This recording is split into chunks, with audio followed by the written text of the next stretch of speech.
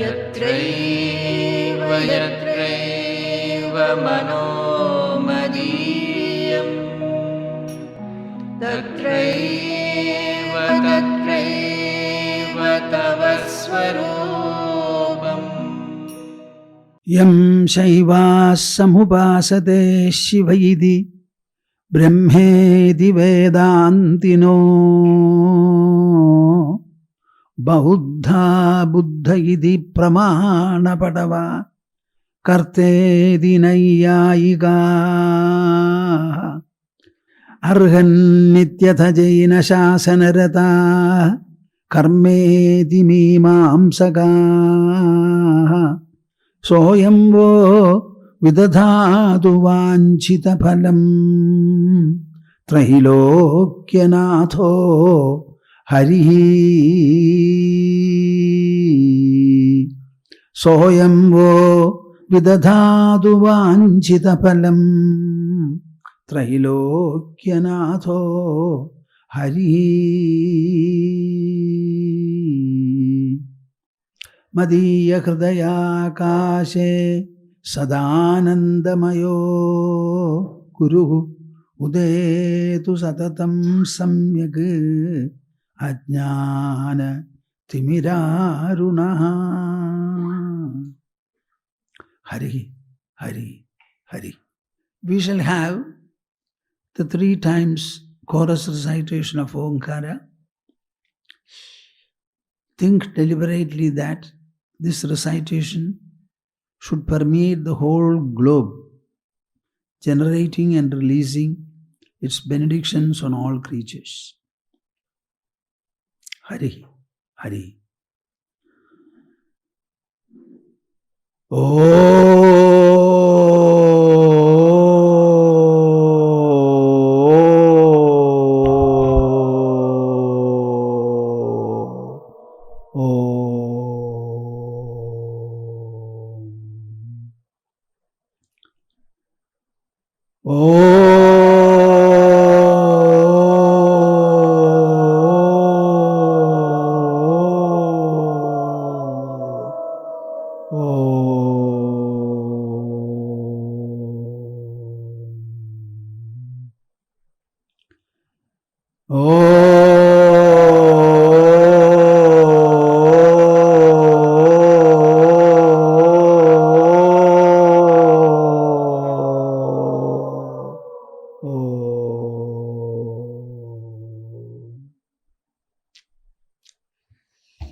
Today I said I would discuss Srimad Bhagavad.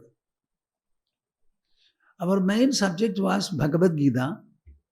Then we also clubbed it with Ashtavakra Samhita. But remember that the whole spiritual sadhana, whether it is on the basis of Bhagavad Gita, Ashtavakra Samhita, or even Srimad Bhagavatam, that sadhana is mento-intellectual, mento-intelligential, I would like to say. Be very sure about it. Once you get corrected, you will find throughout the day you can do your sadhana. That interactional sadhana I have explained. Every day is an opportunity to practice interactional sadhana. Whether it is Bhagavad Gita or Ashtavakra Samhita or even Srimad Bhagavatam, you will find the focus is the self. There is a presence in the body different from the body. That presence is animating and activating the body. The body is itself inert and insentient. Therefore, it cannot do anything. It is empowered to do everything because of this presence which is inside it, permeating it. All our experiences are inner, never outer. These are things even a primary class student I can make him feel and say. Why is it that you elderly people are not able to admit it and act upon it? Experience is inner. Experience is inner. Our life is experiential. As it is experiential, it is also interactional. Though the senses are interacting with the objects, the interactional note, that experiential part of it is inside the body in the sphere of the mind. The entire spiritual sadhana focused on the mind with a view to reach at the very source of all mento-intellectual processes. The world generates only, occasions only, mento-intellectual processes. When we are able to reach the source of these processes, we have reached the source of the entire creation. I will read the shloka again and then shift to Srimad Bhagavatam. Yasmin sarvam, yasya sarvam, yatas sarvam, yasmayidam, yena sarvam, yadhi sarvam, tat satyam, samupasmahe, was the last verse I recited from Siddha Gita, Yoga Vasishtha Ramayana. All these are referring to one source. That source is the same which is mentioned in the earlier 3 shlokas. What gives you ananda is a conjunction between the drashta and the drishya. The drashta and the drishya both are within your body. Drashta ever present, drishya in the form of an imprint made by the drashta, by the mind. Now that truth alone is contemplated upon. Now they say, the place where you are experiencing everything, all the thought processes, emotional processes, knowledge and memory processes, everything arises within. Now you go to the source of it. To go to the source, we said thinker, thinking, thought, and the pre-thinker entity, etc. I said. This is how you go to the source. See, in this verse they say, that truth we are worshipping. Which truth? Yasmin sarvam, in which is everything, of which is everything, from which everything has emerged, to which belongs all that you know and experience, by which is everything pervaded. All this, which itself is this all, that truth we worship and contemplate. This contemplation is within the body, done by the mind and the intelligence. You understand the focus? Now we will go to Srimad Bhagavatam, whether Bhagavata has something else to say.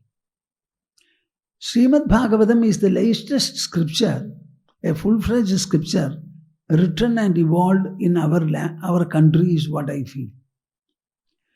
The Srimad Bhagavatam we have with us, before us, it was written in the 6th century, about 1400 years back. Bhagavad Gita is more than 5000 years old, and the Vedic Upanishads are ageless. Brahma Sutras also must have been written 5000 years ago.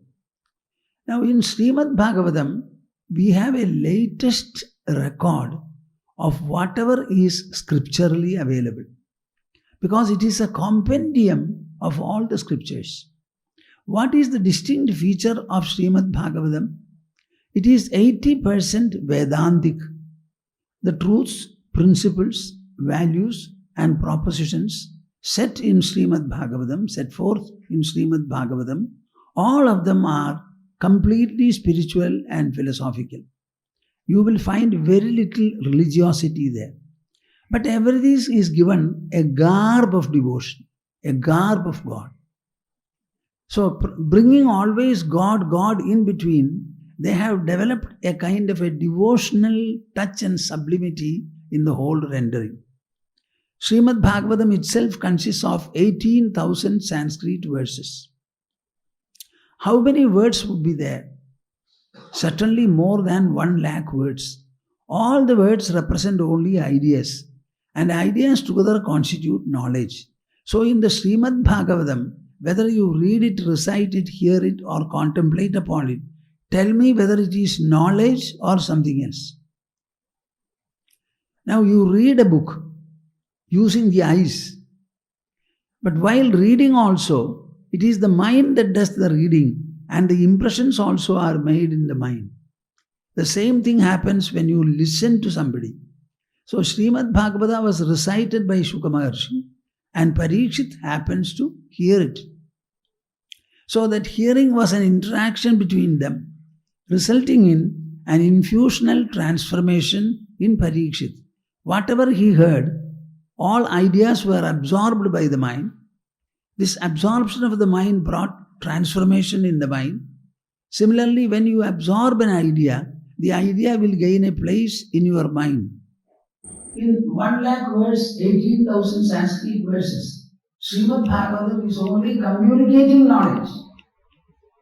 That knowledge may be of God, of devotion, of soul, of values and principles in life, or any other message. The ideas are to be absorbed by the mind, understood and clarified and confirmed by the intelligence. When these two processes are properly done, automatically they will gain a place in your character, behavior and interaction. How many times shall I say this? Whenever I read a book, I read it only for understanding.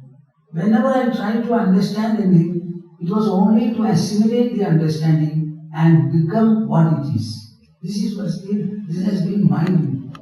So you should understand what is the whole process. Now Srimad Bhagavatam is actually a narration.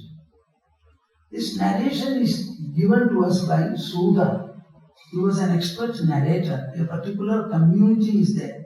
In Kerala we have got a community called the Chakyar community. They are given to beautiful exposition. Their life is exposed. All the Brahmins and the others had a lot of respect for them. They were themselves in a way Brahmins also. So whenever an exponent has taken a platform, everybody is supposed to respect him.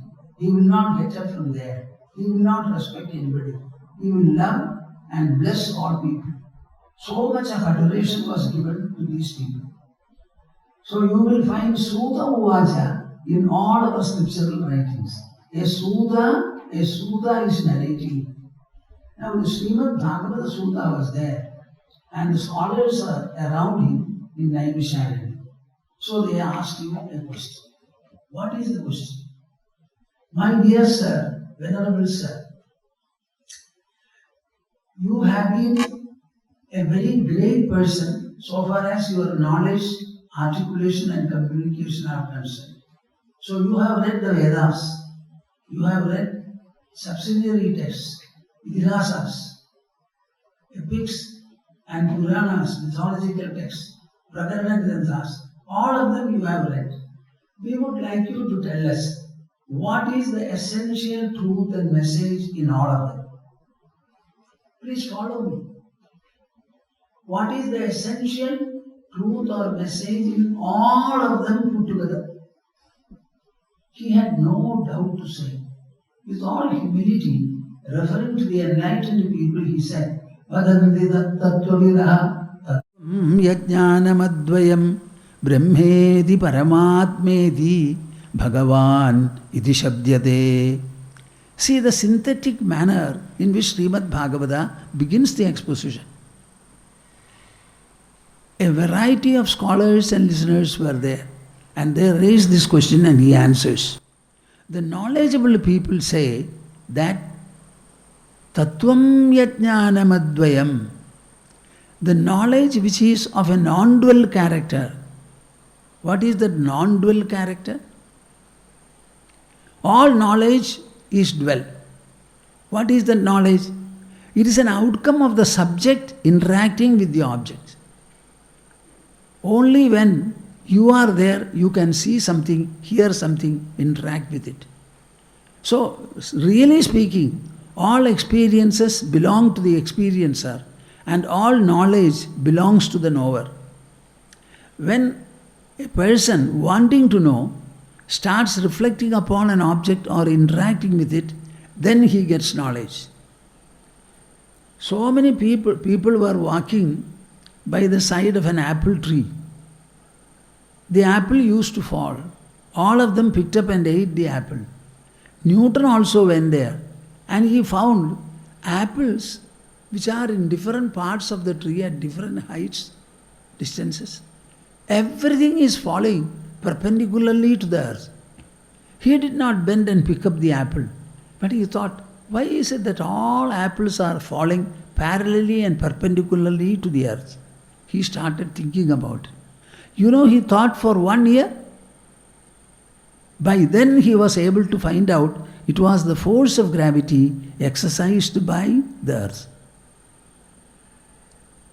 Tell me, this knowledge, how it developed? Did it come from the apple? But certainly it was occasioned by the apple falling. But Newton, it was not Newton's nose or eyes that worked. It was his inner personality, the mind, employing the sensory organs, saw the phenomenon and started wondering why should it fall. So every knowledge is formed inside, and the custodian of knowledge, the possessor of the knowledge, the knower is within. Now the knowledge becomes dual because it is always in the form of an interaction and interactional outcome. So there is a subject and the object division. So the consciousness within us, first of all, divides itself into two. One position is the subject, then the second position is the object, and it starts interacting with the object. This is called dual knowledge. But is it all dual? No, it is not. Our mind takes an imprint of the object. The mind is inside. The object imprint is inside. And the mind senses or cognizes the imprint. Though there is a cognition, there is an imprint, an element of objectivity, etc. are there. The fact remains that it is the same mind that has become the imprint and that cognizes the imprint. I can explain it, but I have no time. I will stop it here. All of you are intelligent, you start thinking about it. A pre-thinker entity I referred to, that pre-thinker presence is there. It is that presence that becomes the thinker, gives rise to thinking, and produces the thought. Now you must be able to go inside, transcend the thought process, and reach the level of transcendence. Then you will understand the subject and the object are alike, the same presence. This is what he means by Jnanam Advayam.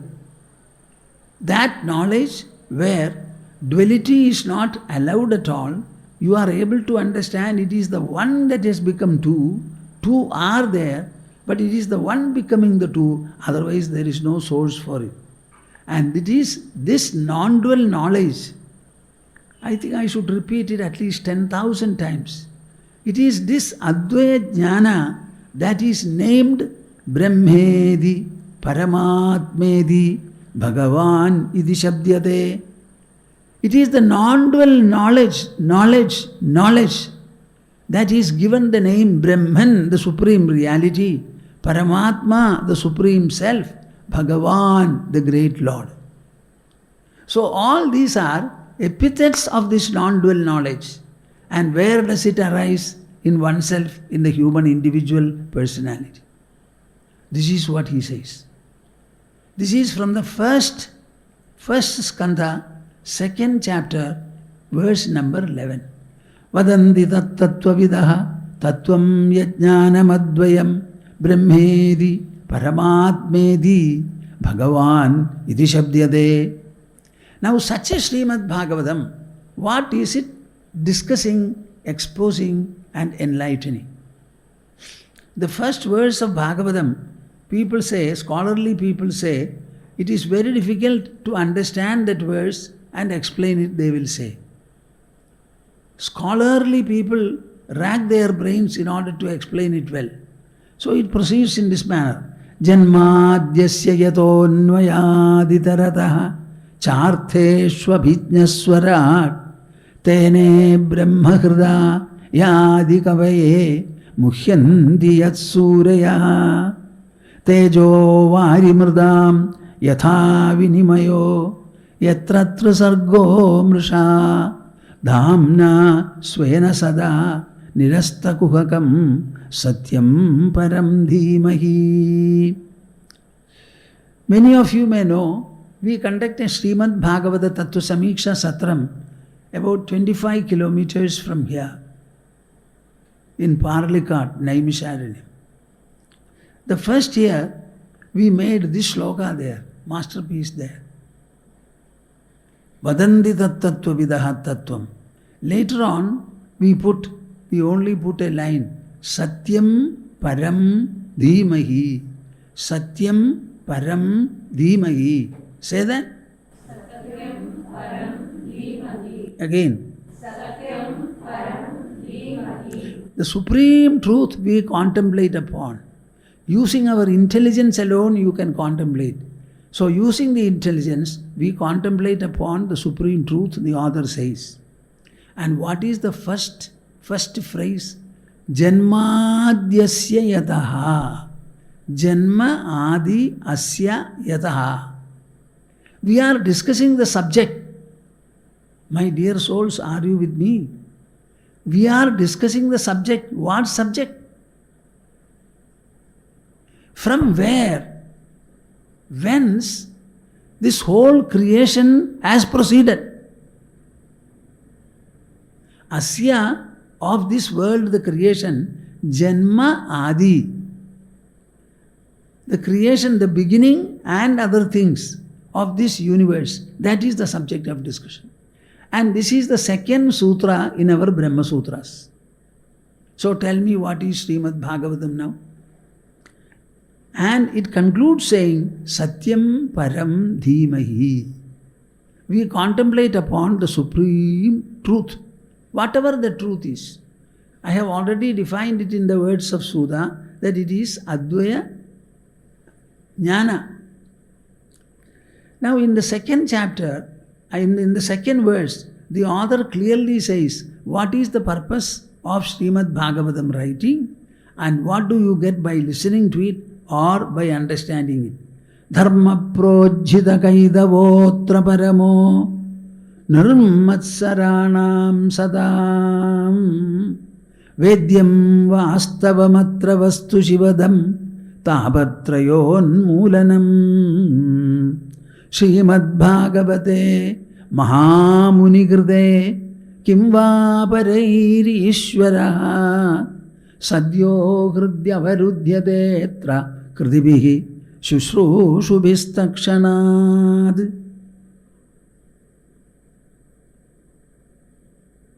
Dharma projhita kaidavotra paramo. We are discussing in this text, in this composition, Srimad Bhagavatam, Dharma. What is Dharma? The power that sustains your life in every situation, event and onslaught. Our Dharma is such a wonderful sustaining power. This sustaining power is actually practiced and had in the sphere of the mind. Body is inert. That Dharma, without any semblance of delicacy, we are explaining it. This is the Dharma, openly, providing all the illustrations, all the criticism, all the evaluation, all the assessment necessary for the purpose. In the whole of Srimad Bhagavatam, what do you have to do? Vedyam vastavamatra vastu shivadam tapatrayon moolanam.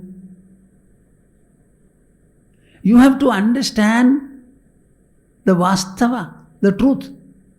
That truth is the only auspicious factor in life. Everything else is inauspicious. This truth alone is auspicious. What is the power of truth? Tapatrayon moolanam. It will eliminate and dissolve the threefold miseries which the world is supposed to create in everyone. Our world may have so many advantages. It may be delightful on many accounts. But understand, if you live in this world, you will be subject to the threefold misery. Adhyatmik, Adidevik and Adibhaudik miseries. So it is a fact. Now if you want to overcome these miseries, there is only one way. Understand the auspicious truth, and that will completely set at rest all kinds of miseries. For that purpose, Srimad Bhagavata is written. When the Srimad Bhagavata is there, Kimva Paraihi, There is no necessity for dabbling with other shastras. Ishvaraha sadyo hridya varudhyade divi. If you read Srimad Bhagavatam, listen to it with devotion and piety, absorb the message that is given, automatically your mind will become pure and expand, the intelligence will become clear, and you will understand your objective is right within your body, and you have to realize the self, the presence of God within yourself. So he says, Ishvaraha, the Supreme Lord, Hridi avarudhyade sadhyaha. Instantly you will be able to tie him, install him in your heart. Takshanad, without any delay. That is what Parikshit did. He could do. So it is very clear that installing God in your heart, making you realize that God is present in your heart and He alone is present, nothing else, no second factor is there, and that God alone has become extended and expanded in the form of the creational world. This is what you are going to get. Srimad Bhagavata provides a number of narrations. There are discussions, dialogues, a lot of reasoning is presented, arguments are provided, many things are done there. So many illustrations are there. Srimad Bhagavata presents three children before us. One is Shamika Maharshi's son, Shringi. The second is Dhruva. How old he was? The 7-year-old Dhruva.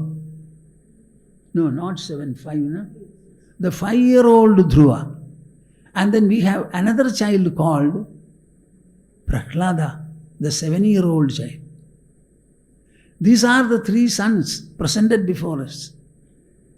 Now the presentation may be of these youngsters, but Srimad Bhagavata is generally heard by adults. So through whom the message comes is immaterial, but the message is material. All the three children. In the case of Shringi, he had a father to admonish him, advise him and correct him. In the case of Dhruva, he had a beautiful, enlightened, loving mother, Sunidhi, who sent him confidently to the forest Madhuvana to do penance and propitiate Lord Vishnu. I have no time to explain it in detail. When we come to Prahlada, he was a 7-year-old child. His father was Hiranyakashipu, a demon emperor. He hated Mahavishnu. But this boy, right from the beginning, appeared to be a lover of Lord Vishnu. He always used to say, Hare, Hari, Hari. The father could not tolerate it. So you can imagine how much of hatred this son must have bred in his heart. Nobody was there to protect him, unlike the other children. So he was growing up under a father who never wanted him to live. He made a number of efforts to kill him. He failed. Ultimately, he wanted to kill him himself, etc. is the story. That part I am not entering into. Finding that his son was very much devoted to Lord Hari, whom Hiranyakashipu wanted to encounter and destroy, for which he did special tapasya in the peaks of mountains. He engaged especially Chandamarka's teachers to make sure that the boy's mind is set right, corrected, and he takes away his devotion to the Lord and directs it to his own father. The teachers tried their best, but there was no effect at all. When the teachers used to go for answering the calls of nature, etc., this Prahlada called all the classmates, Hey, come here, come here. Our teachers are not teaching us the right thing. Out of dharma, artha, kama and moksha, they are leaving the first and the last. And they are teaching us only artha and kama. So there is something greatly missing in that. I would like you to know about it, come. All of them with sharp ears. They started around him and he was giving a beautiful sermon. When the teachers came, they wound up everything and went to their seats. So, this dialogue he had with his classmates is the most sublime exposition of devotion in Srimad Bhagavatam. Srimad Bhagavatam has got 12 skandhas, and this appears in the 7th, that is in the middle, the best skandha that we have.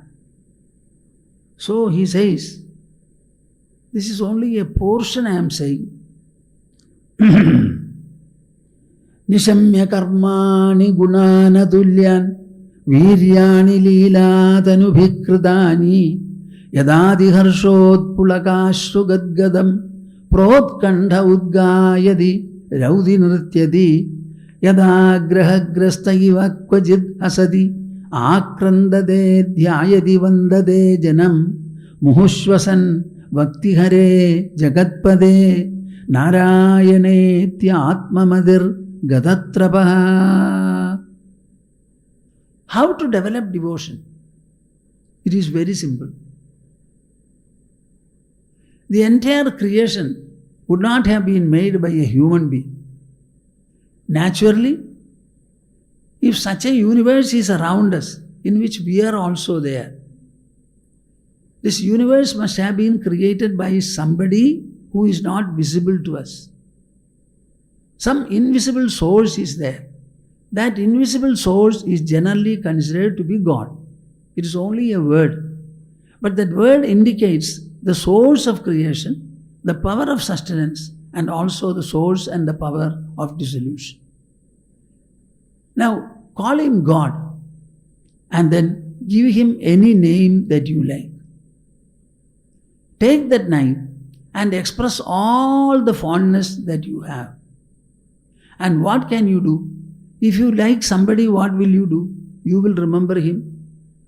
You will remember him. His picture will always come to you. You would like to hear him, speak to him, interact with him. You would like him to tell you what all he wants.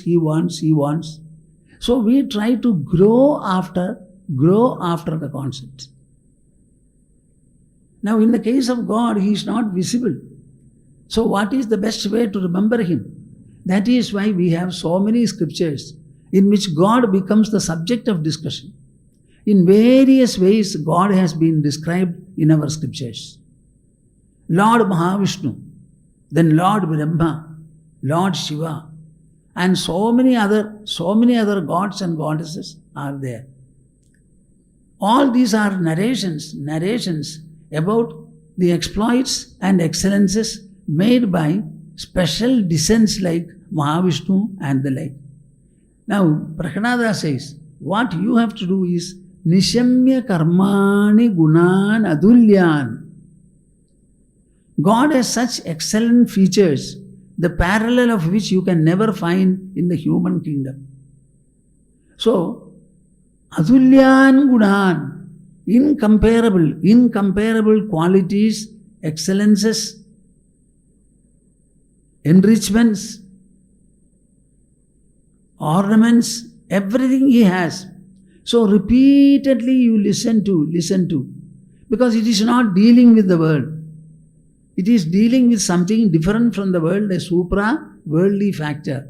So when the mind starts listening, Viryani leeladanubhikridani, by virtue of having taken a divine form, many supranormal character, behavior and interactions have been done by them. Now remember all those things. There will be a lot of heroism, valor, adventure, magnificence. When these are presented, there will always be a fascination for the listeners to listen to. Yadadi harshot pulakashru gadgadam. Initially you may not like to hear. Gradually you will develop a liking to hear. Then you will sit there and listen to. Close your eyes. Try to understand the words and their ideas. So this process will start growing. And after some time you will find this listening becomes so effective and wholesome that it starts creating horripilation in your body and ecstatic thrills the whole body. Yada atiharsho. Atiharsha means what?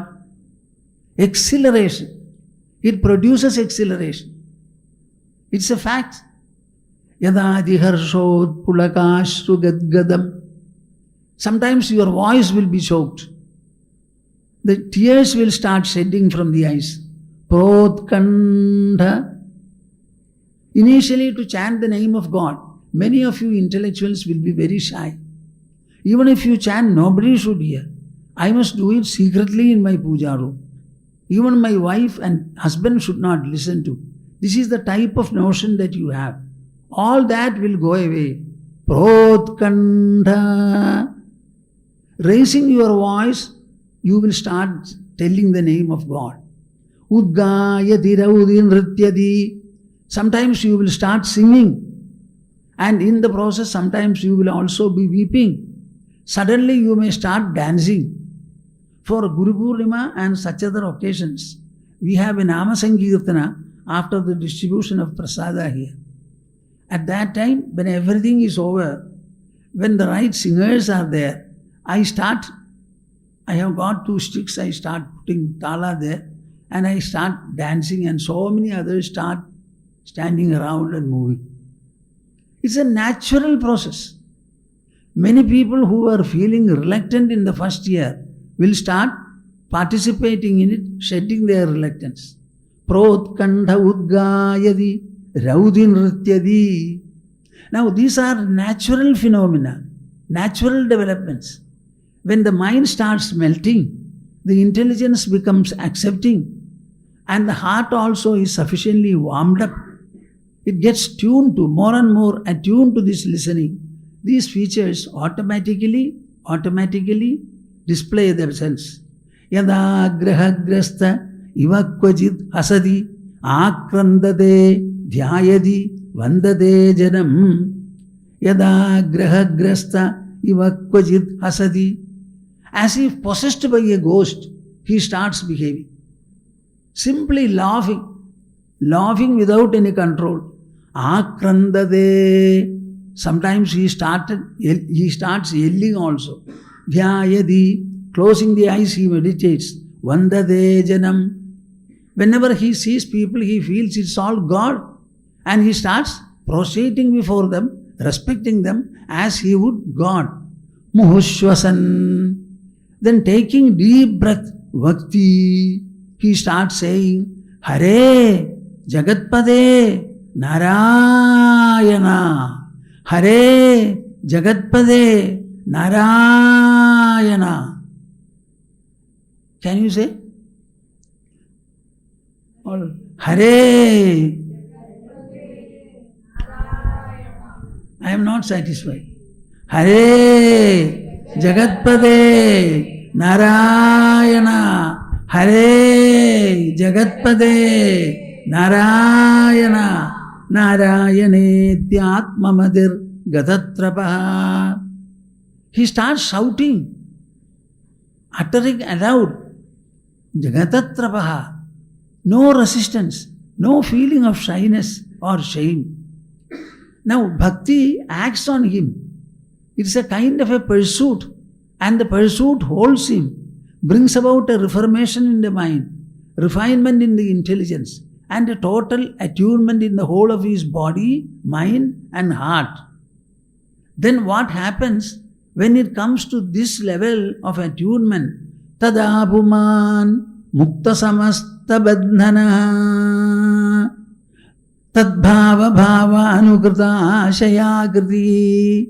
All that he hears, he was only listening to. Now he feels there is an attunement that grows in him, and he starts contemplating upon whatever is described there.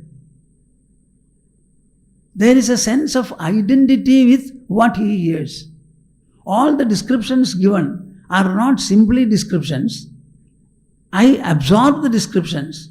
They become fused into me, and my mind and the intelligence start putting up those dimensions, those features.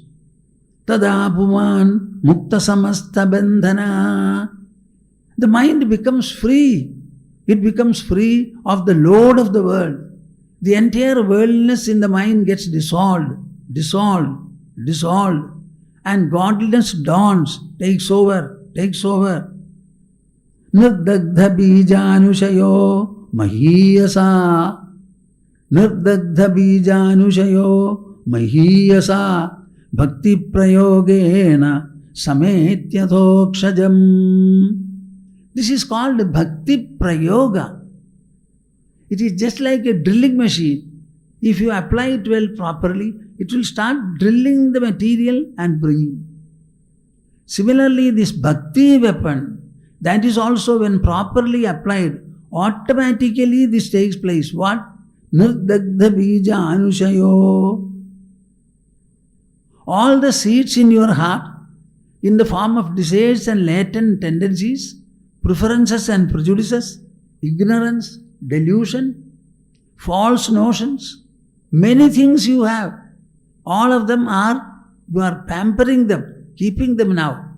The whole of it will get completely fried, burnt and gone. Mahiyasa bhakti prayogena. By the most powerful application of bhakti. Bhakti is an application. Where do you apply it? In your own personality, particularly the emotional mind and the rational intelligence. When it is applied, sametya adhokshajam. You attain adhokshaja. That word is to be understood well. Adhokshaja. Akshaja means what? Aksha means eyes. Akshaja means whatever product is visible to the eyes.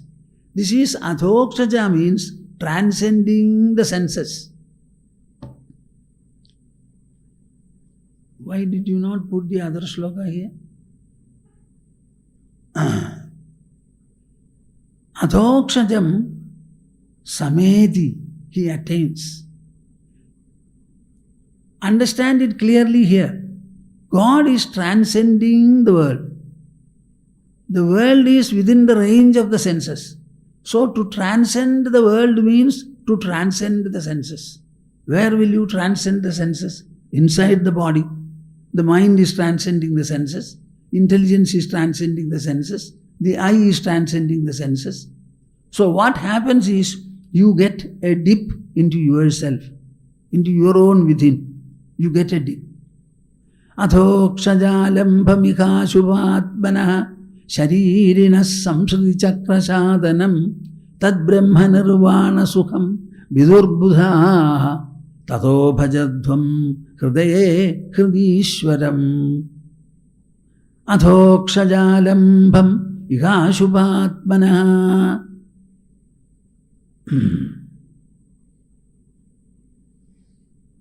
I am not able to speak as much as I want to.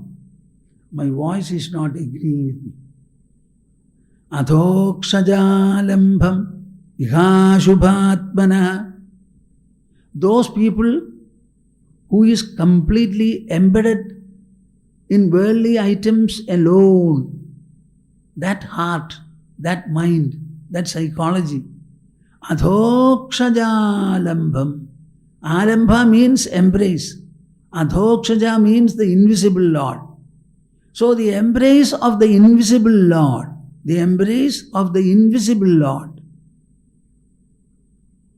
I wonder whether you understand my statement and its message. What you need is an embrace of the Lord. Where will the Lord come and embrace? He will come with a chadurbhujadhari and stand outside. When two physical items embrace, can it be a full embrace? It can never be. If you want to be embraced properly, that embrace can only be from inside. Say you sleep. When the sleep embraces you, every cell, all the cells in the body are involved. In the same manner, only the inner invisible Lord can embrace you from within. And when that embrace is had, Adhokshajalambham iha shubhatmanah sharirina samshriti chakra shadanam. When the embrace of the invisible Lord is had, automatically and irresistibly, the influence of worldliness will get terminated.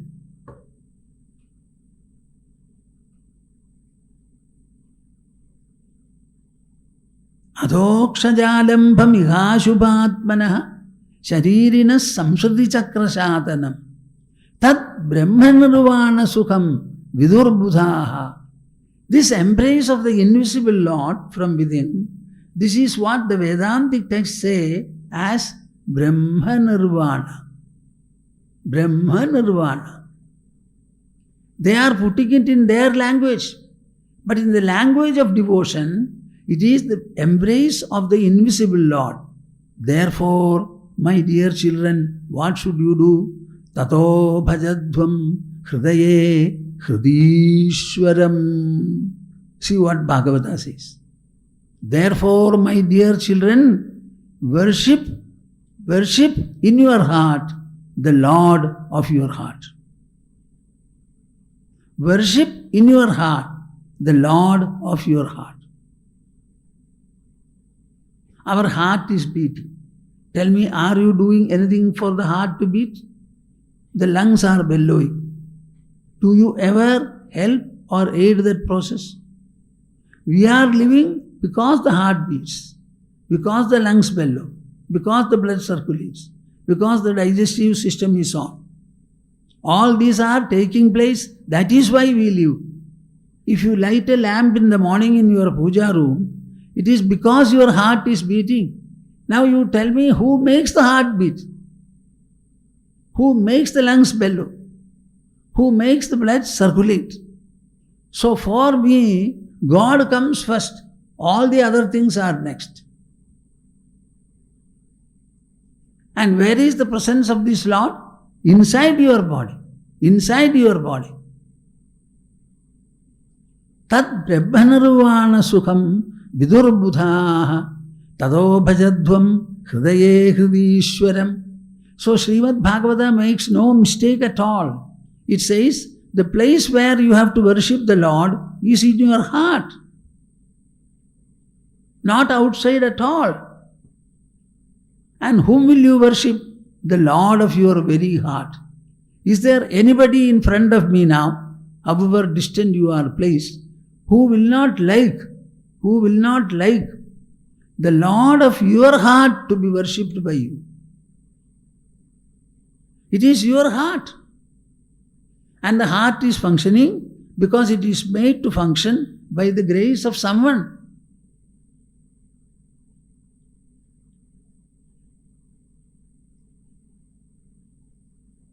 Tasmat tato bhajadhvam hridaye hridishwaram.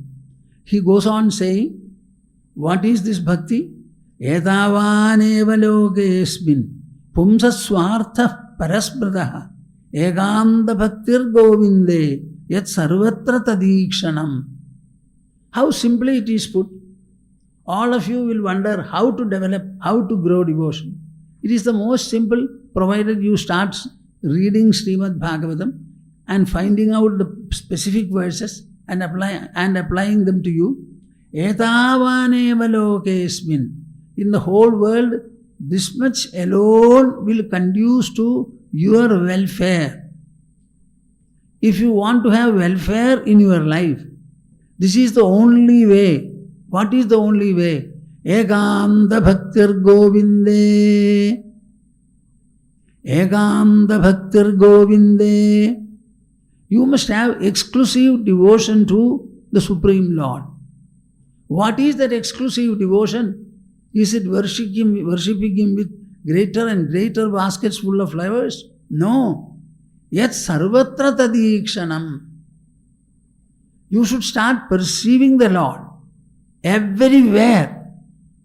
Suppose here is an idol you worship or a picture you have put on the wall. When you look at it, you get the idea of God. In the same manner, everything in this world should give you the idea of God.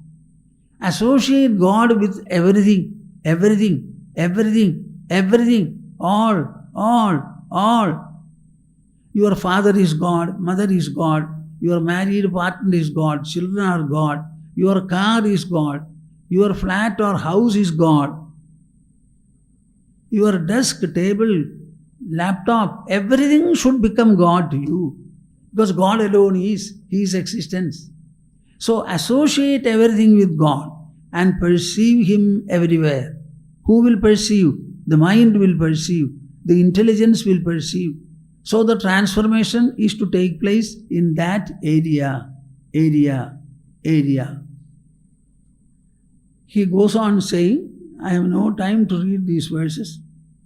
Priyate amalaya bhaktya harihi anyad vidambanam.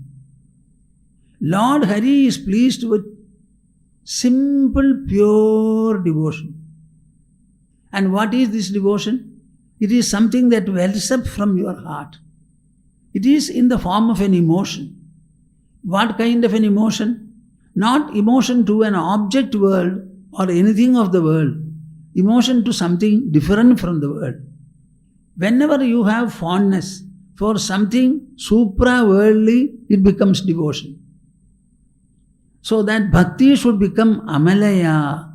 Priyate amalaya bhaktya harihi. Lord Hari is pleased with pure, unadulterated devotion, a kind of a flow from your heart. Anyad vidambanam. All the rest is mere ostentation. In the name of God, never do anything else. It's all ostentation. Priyate amalaya bhaktya harihi anyad vidambanam.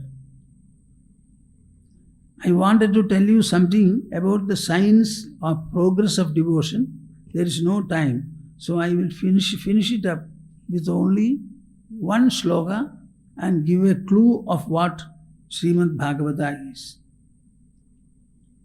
Initially, the devotees have a flair to worship idols and such other items.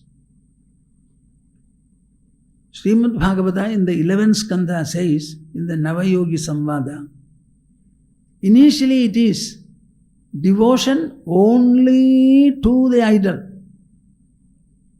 Devotion only to the idol. What about the rest of the things in the world? They don't have any devotion. So the devotion becomes concretized and very, very narrow and specific. It primarily consists in doing puja, offering materials, etc. From there he grows to the next stage. What is the next stage? He develops 4 different attitudes.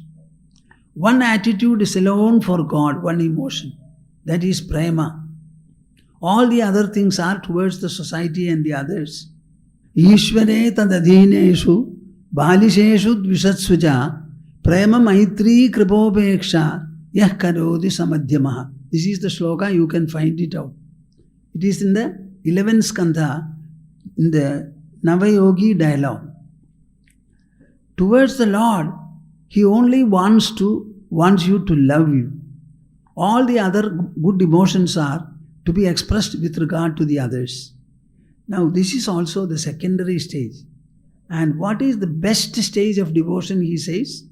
Visrajati hridayam nayasya sakshat hariravashabhihito pyagauga nasha pranaya rasanaya dhrutangri patmaha sabhavati bhagavata pradhana ukta. Are you following me? Visrajati hridayam nayasya sakshat harihi avashabhihitopyagauga nasha. Lord Hari is the destroyer of all kinds of sin. That Lord Hari irresistibly will not be able to get away from your heart. Why? Pranaya rasanaya dhrutangri padmaha. Because you, the devotee, have tied his feet, taking a cord of devotion. Devotion evolves from your heart. Consider it to be a cord or a rope, and wind Lord Hari's feet firmly. As many times you roll it up, so much good. When you tie the feet of the Lord, He will not be able to escape from your heart. Yashoda put a rope on his hip. He started pulling. So you must tie him at the feet. Pranaya Rasanaya Trudangri Padmaha Sabhavadi Bhagavata Pradhana Uktaha. A devotee who is able to do this, he is considered to be the best of the devotee. So in the whole process of devotion, my dear souls, our application is of the mind and the intelligence.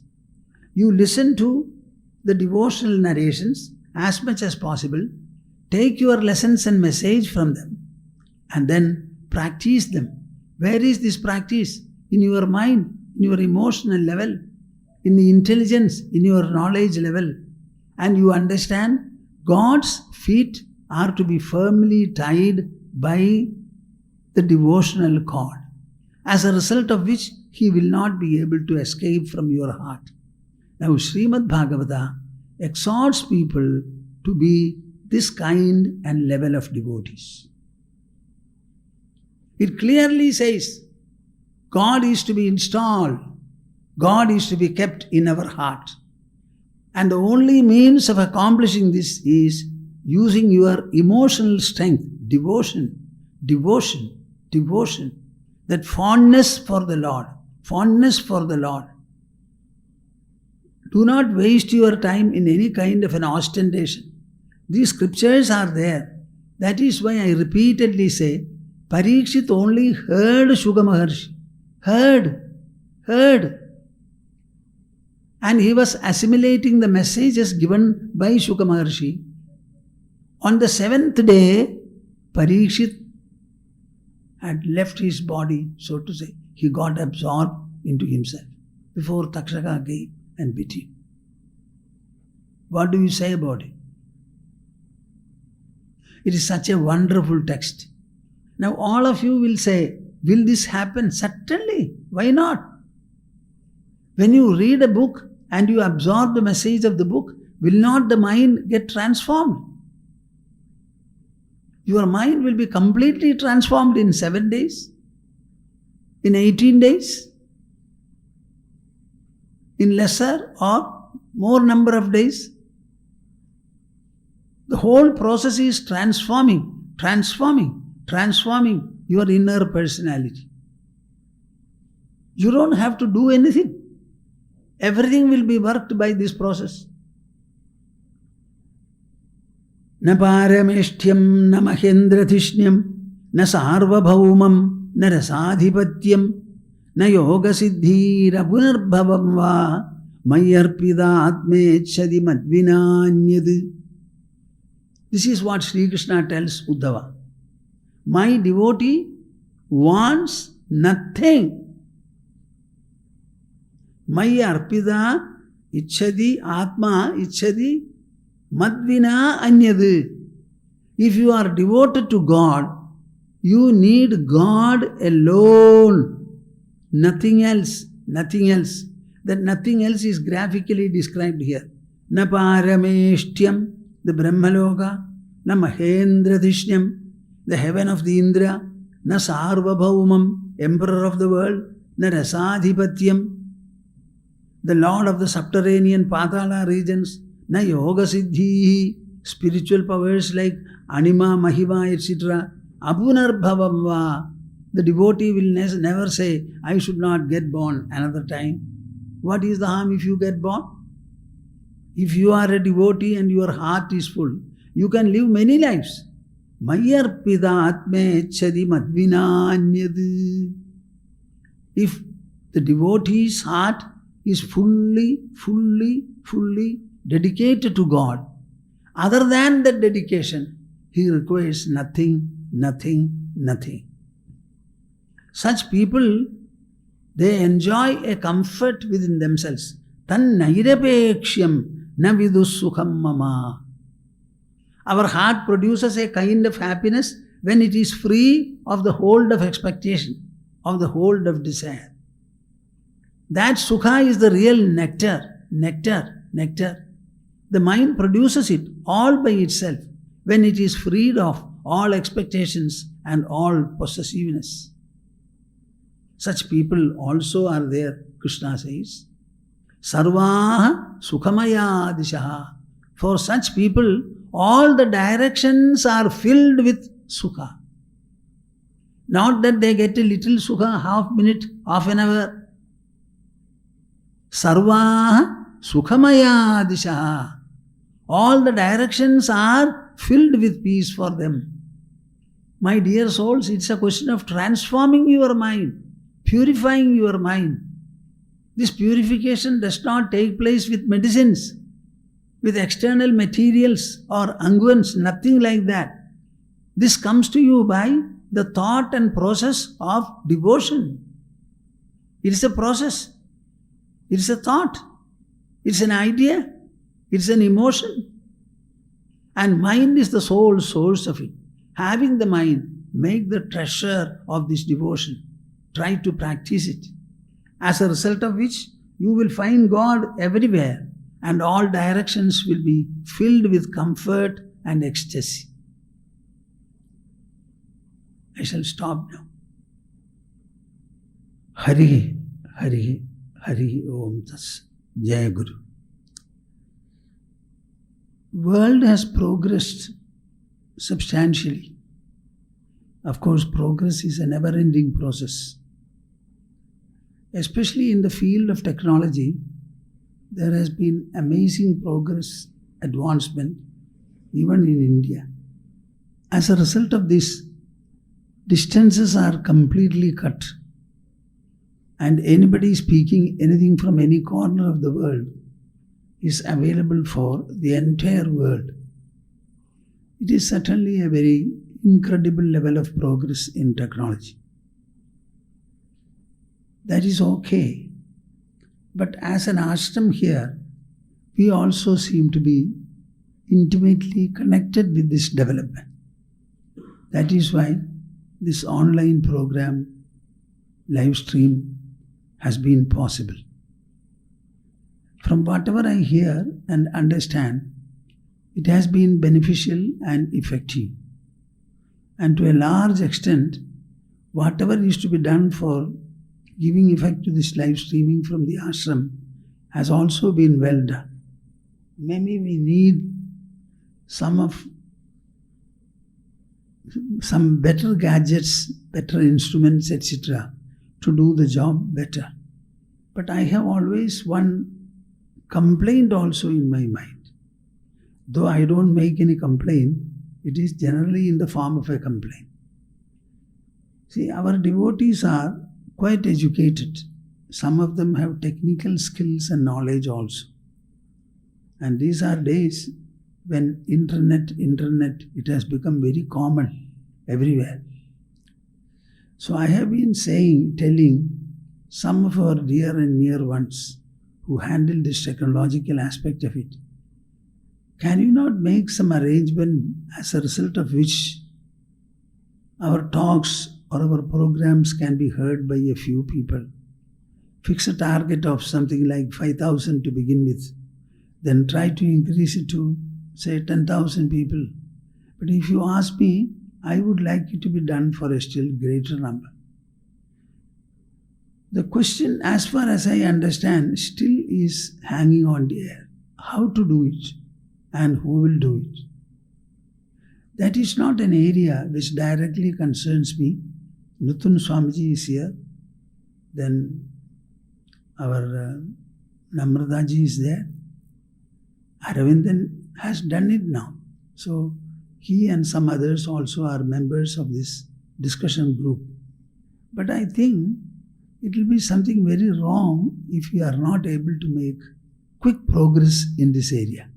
Whenever there is a program of this nature, I will try to do whatever is possible in spite of my adverse factors. But I seem to be reasonably quite good in my health. Though I say I am weak, I have to recover from my weakness. Now, quite strangely, my voice has become a little troubled now. We don't know what is going to be. Let it be. Everything depends upon providence. But in this area, I think some of you will have to think very seriously and fast and see what best can be done so that we can do our programs from the ashram. As it is now, Kerala government has declared that till next July, all these restrictions are going to continue, especially for people congregating in large numbers, whatever be the purpose for which it is. That is, till July means it's a very long period. This is the month of July. And until next July means 1 full year. That is what has happened. So 1 year, maybe our movements will be totally restricted.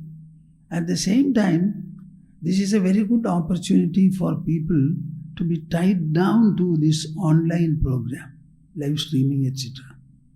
But whether we shall be able to do it effectively and for a larger audience, this is something to be seriously and instantly thought about, and I would like something to be done if the least possible.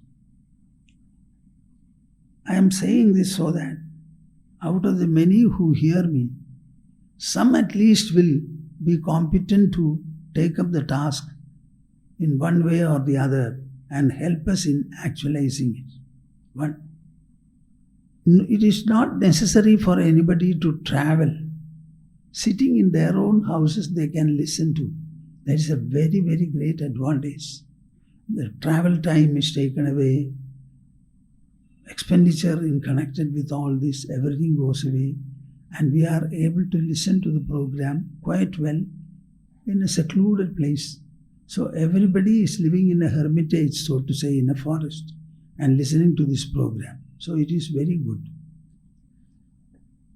Nothing more I have to say. I have already mentioned that the entire spiritual pursuit is a mento-intellectual involvement. This I would like to repeat many, many times. Don't tell me how I can improve. You can improve only by reflecting upon it, by keeping your association with it. What else will the mind do except improving? To whichever small degree you drop your ego, possessiveness, unnecessary desire, etc., even a very small measure of it, it is after all dropping the impurity. That means you are becoming purer. Let it be very negligible. Even then, every time a negligible measure of the impurity is dropped, means it will become substantial. That is what Krishna has said. Sulpamapyasya dharmasya trayate mahato bhayat. Even a small measure of this dharma will save you from the mightiest of fear. So no excuse. Spirituality is always easy and comfortable to practice, and at every point of time you get enriched by spirituality wherever you are and whatever you do. If this message is understood by you, I am happy and I feel a sense of fulfillment. As long as this is not understood by you, I shall be suffering. I shall be very sorry about it. In any way, the program comes to an end now. I am happy that so many of you have been striving with sufficient attention and ekagrata to listen to the program. After all, it was for 1 full week, and it was a day-long program for all the days. Maybe all of you did not attend all of them, but certainly some programs you must have attended, and it has been very good. Let us see what is going to grow out of this. Ever since I returned from Jamshedpur, that was in the month of March, April, May, June. These 4 months, our ashram did not have any kind of an interactional activity at all. No visitors have come here and no interaction of that kind has taken place. We did not go anywhere at all. So the ashram is virtually under a lockdown. I would like all of you to understand it. If this program we have been able to conduct, it is an exception. That way there is an interaction. So this is the only means by which we can do this interaction hereafter. Already it is going to extend for a full year. From now, that is another 12 months. These 12 months also, our ashram activity and interaction will be at a zero level. At the same time, everything is to be continued. The work in this ashram, the publications, and whatever we are otherwise doing, everything should go on. How it will be possible? It's going to be a crisis. How it will be resolved? We have to wait and see. I would like all of you to think about it properly. I embrace all of you mentally. I always say, I would like to have good children, grandchildren, and great-grandchildren born in your families. They should imbibe this lineage, this inheritance. They must be able to imbibe and develop it. Every child born should love the family. Equally, he or she must have love for the society. Then comes the question of faith in God. After learning, getting educated, every member should contribute to the welfare of the country and the world. If these are ensured, I am sure the country and the world will become definitely a better place. May all this happen. I embrace all of you and bless you so that you will be able to pursue and realize the benefit of Brahma Vidya, the spiritual pursuit. I will conclude the session as usual, formally, by reciting a verse, and we shall have the conclusional Omkara recitation. Samvedyavarjitamanottamameghamadyam samvitpadam vigalanam vigakalayan mahatman hridyevatishta kalanarahida kriyam tu kurvan agartrapadamedya samodita shri kurvan agartrapadamedya samodita shri.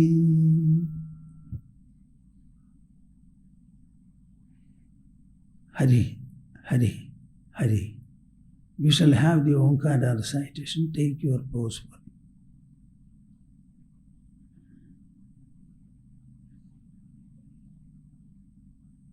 Oh.